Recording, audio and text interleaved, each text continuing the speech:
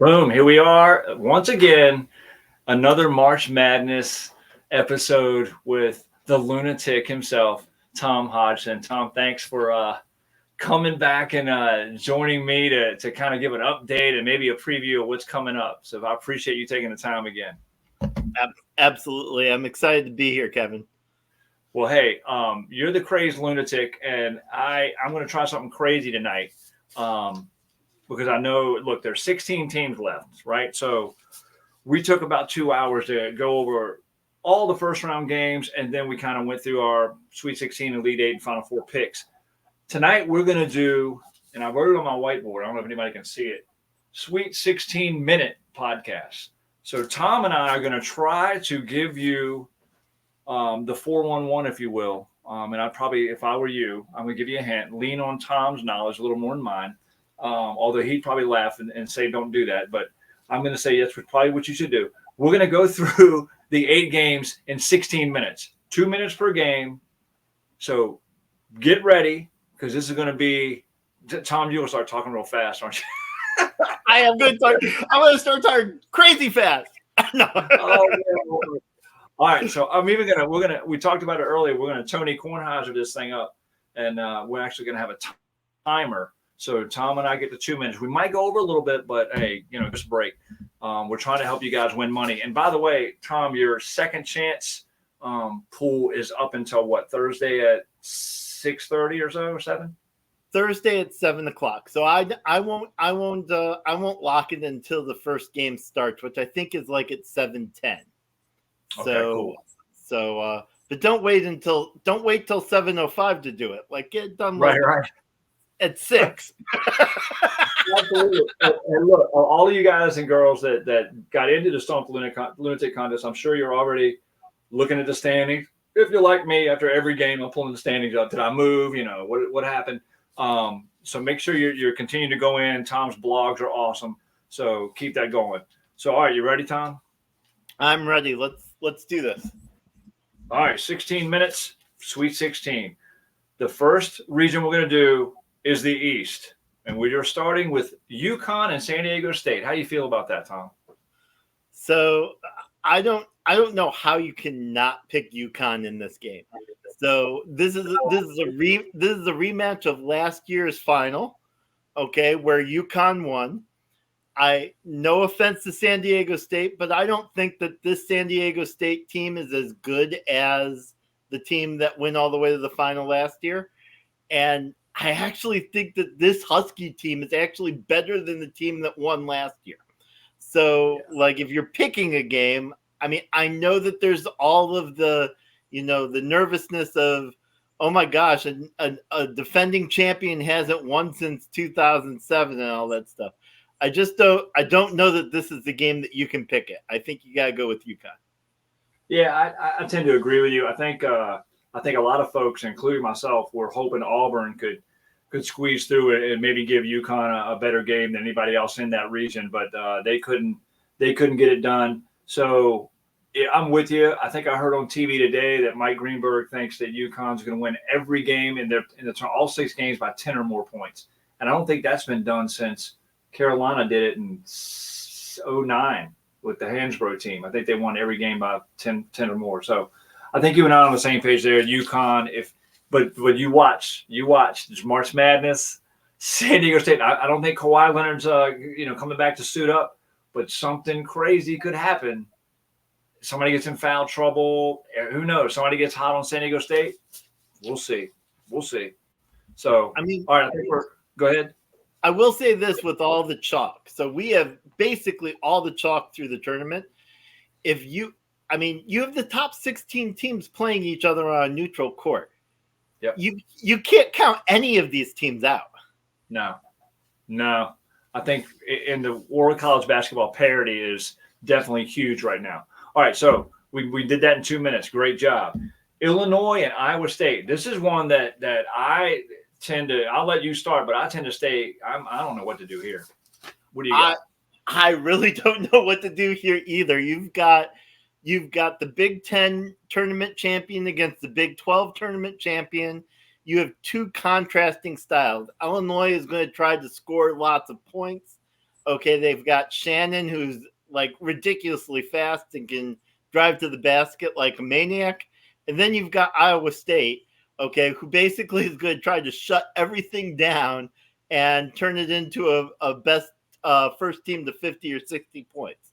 Best offense versus best defense.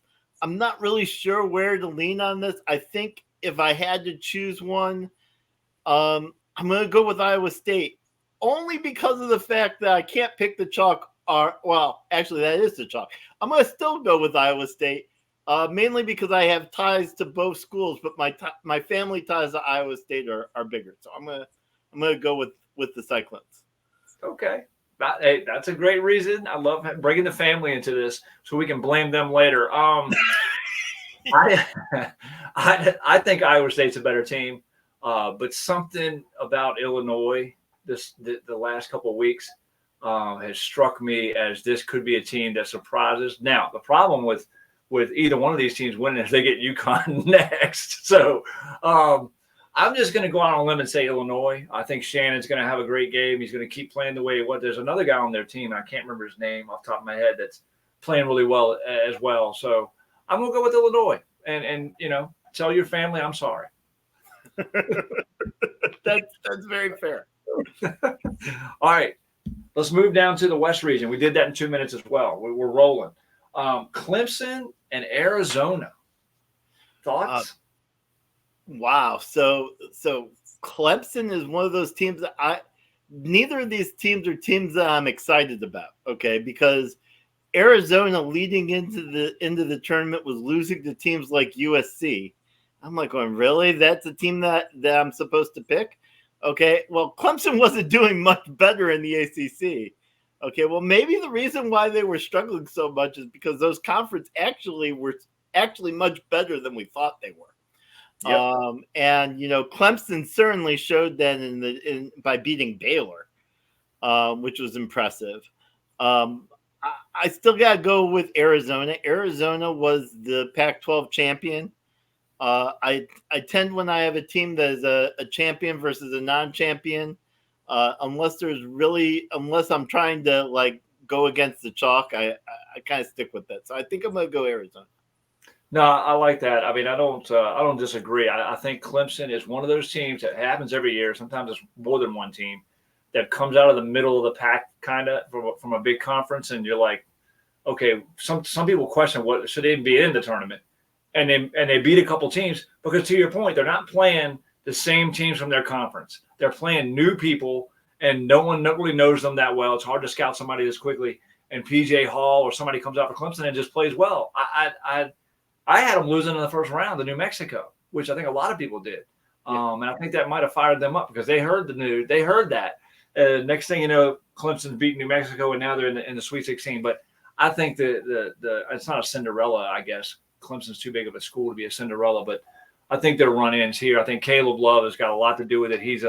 He proved in the past that he can rise to the occasion. And I think he'll do it again. But they've got more than just him. They've got a really, really strong team, and I like that coach a lot. So, all right, I'm with you, Arizona. Now, the winner of that game plays the winner of UNC and Alabama. How you feeling about that game? That one I definitely would go with the Tar Heels. So I really think that the way that the ACC regular season champs have been playing has been incredible. They definitely have looked dominating so far. Alabama scares me because their offense can score points at will. They also scare me because their defense gives up points at will. So if it turns into a shootout, that actually benefits Alabama. But there's also another piece of this which I think is interesting. Alabama played Charleston and then played Grand Canyon. Okay, and both of those are probably some of the best mid-majors out there in the country, but they're certainly not North Carolina. Okay. Yeah. And so they have not had to go up against like a Baycott or I'm forgetting the guard's name at the moment, but RJ Davis. RJ Davis, yes, thank you. Yeah. they certainly did that in the SEC, but that was 2.5 weeks ago. Yeah. So I think go with Tar Heels.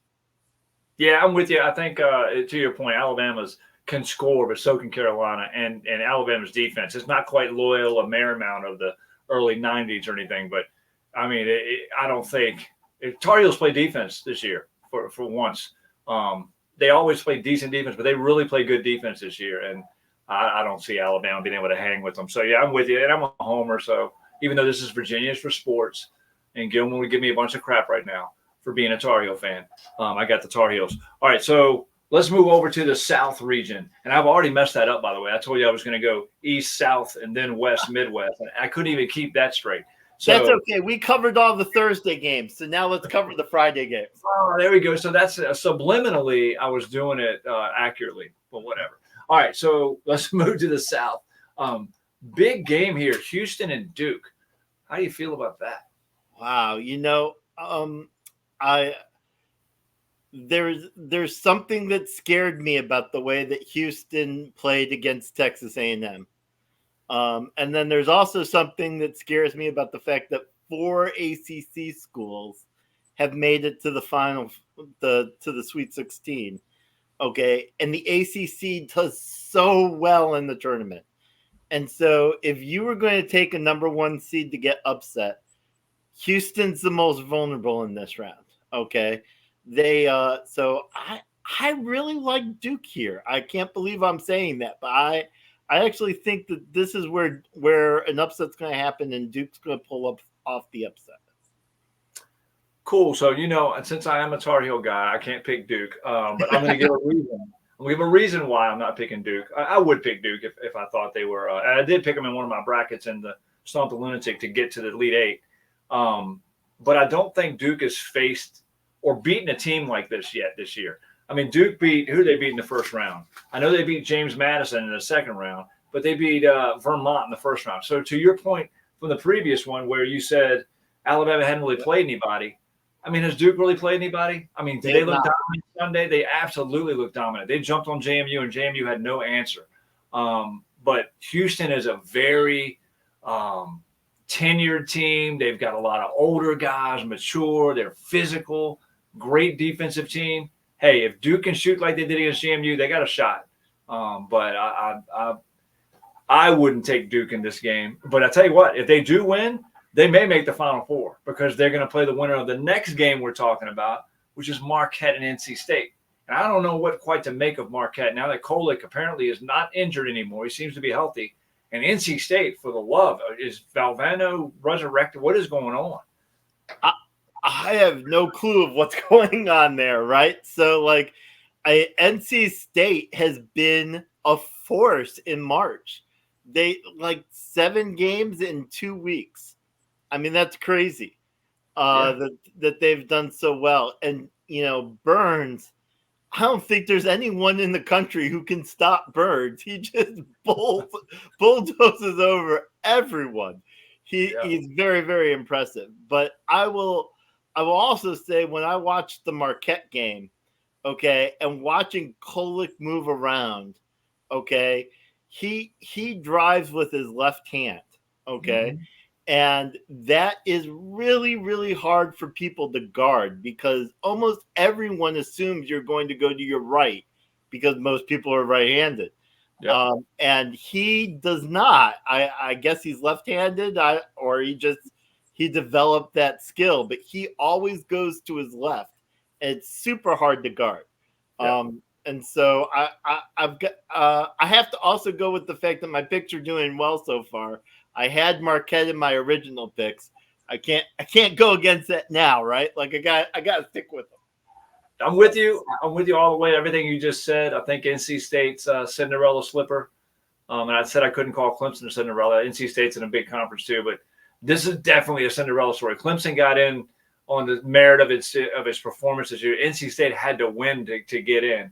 I think it ends right here with Marquette. And the only thing that can stop Burns, I think, is a referee. If a referee is calling the game tight, that kid gets 2 fouls quickly, then NC State's all discombobulated. So I don't wish that on him because I'd rather him not get in foul trouble and see what happens. But, you know, No, I'd rather see them. I'd rather see them get the chance to play. yes, absolutely. But I can see a wily veteran on the other team take a little bit of a flop here or there. Next thing you know, tweet, Burns is on the bench. Hadn't happened yet though, so maybe it won't. All right, so I think we both decided Marquette and we split on the Houston Duke. All right, last region, and I know this is one close to your heart. I will say this: the chalk has, and I'm going to say the chalk has prevailed in this region because I don't think Kansas was that good anyway. Coming in banged up. They barely won their first round game, and then Gonzaga blitzed them in the second half of the Sweet 16 game. But I'm going to say Creighton and Tennessee. We'll save Purdue for last. Creighton and Tennessee, how do you feel? So there's this is another game where I'm going to go with my original picks. So originally I picked Creighton to beat Tennessee.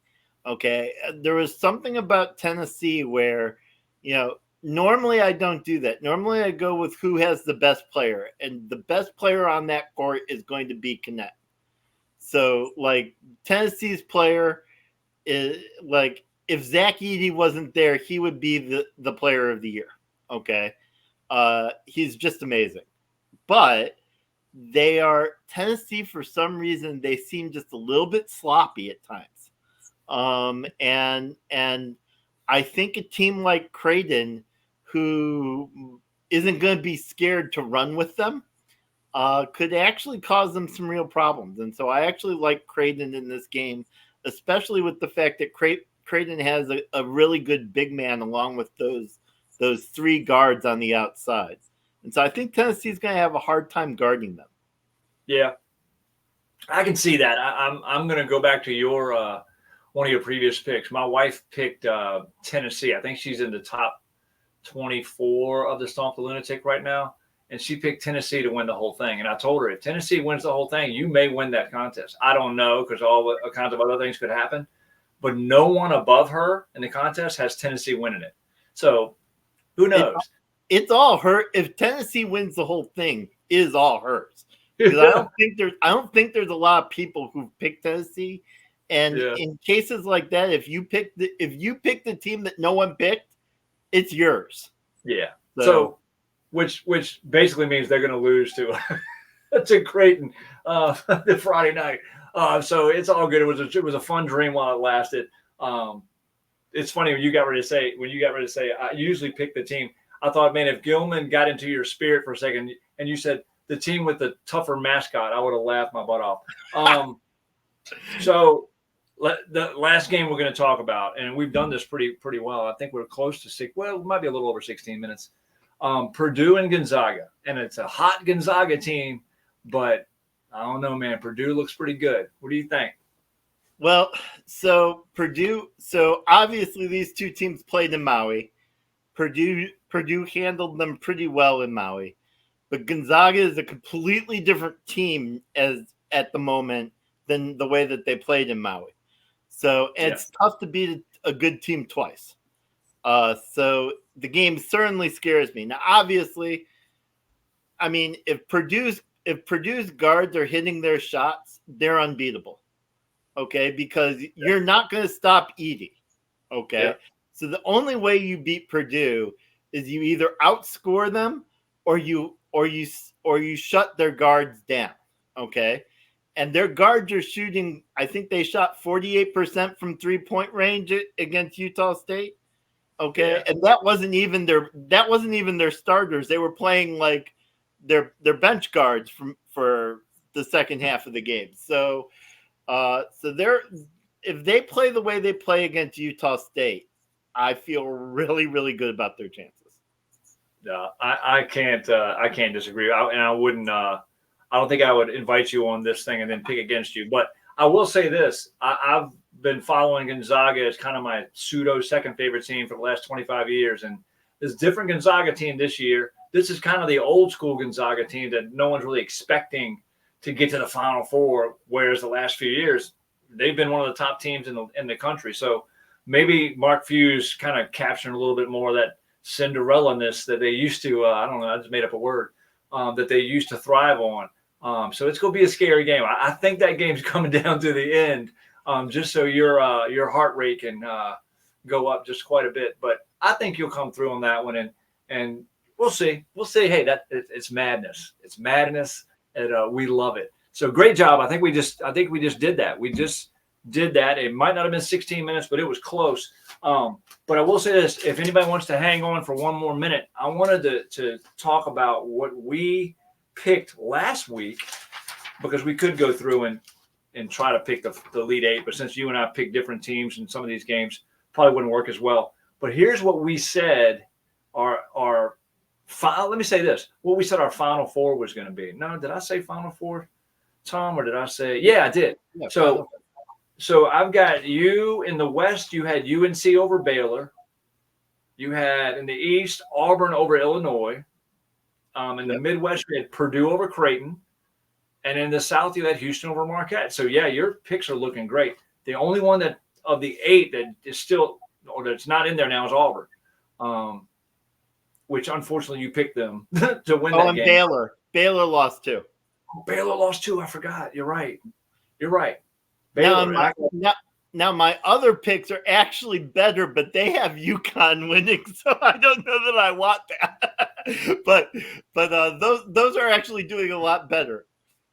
No, that's. I'm glad to see you're up there in the top 2. So I had UNC over Baylor, Auburn over Iowa State, Purdue over Oregon. Man, Oregon hurt my heart, man. I had them going a couple rounds, and they had that game. Not only, Tom, I'm going to tell you, and I had Marquette over Houston.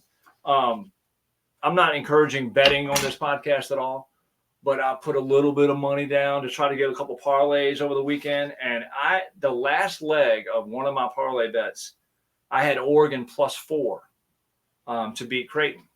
And I think with 30 seconds left, they were up by 3 or 4. And I thought, what happened? Dude, the only way I can lose this bet at this point, even if Creighton comes back and wins, they won't win by more than 4, is if it goes to overtime. And damn if it didn't go over overtime. So it goes to overtime.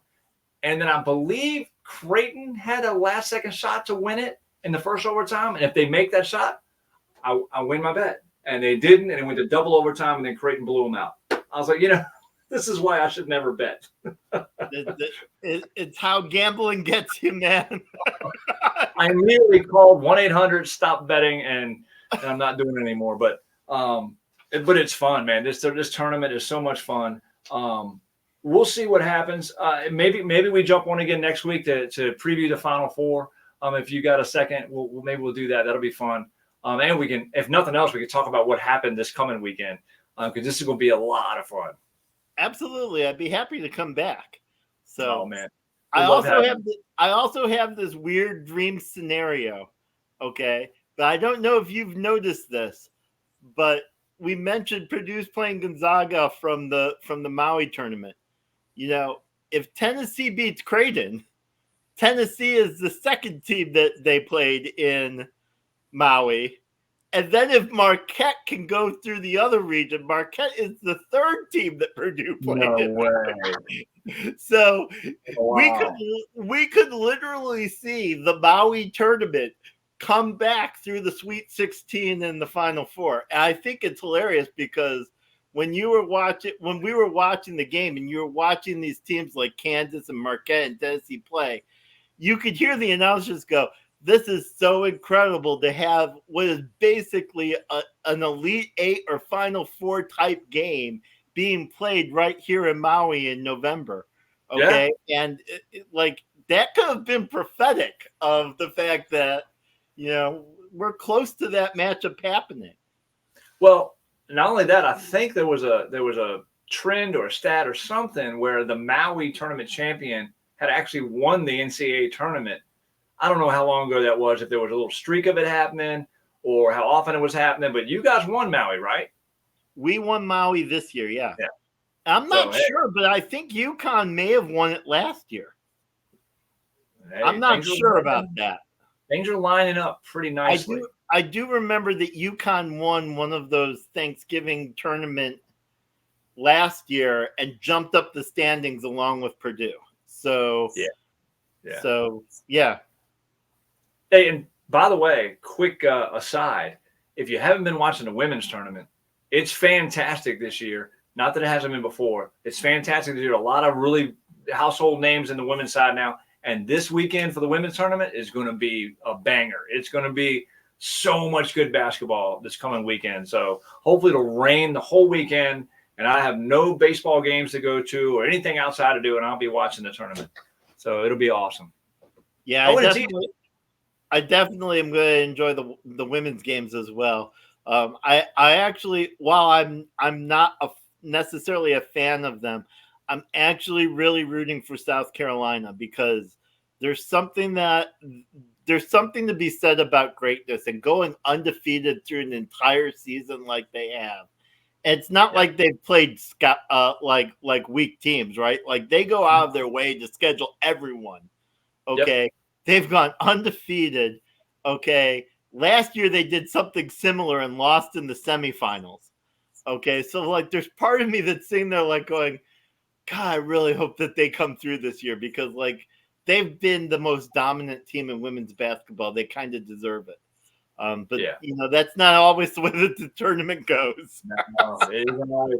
But I think it probably has gone that way more on the women's side than the men's side. So I think their chances of finishing that story is probably better than it would be for maybe a UConn. We'll see though. We'll see. Yep. It'll be fun. Cool, man. Well, good luck to everyone out there who's listening on their brackets. We'll talk about it next week, how things went, and can't wait to see the rest of it. Me neither.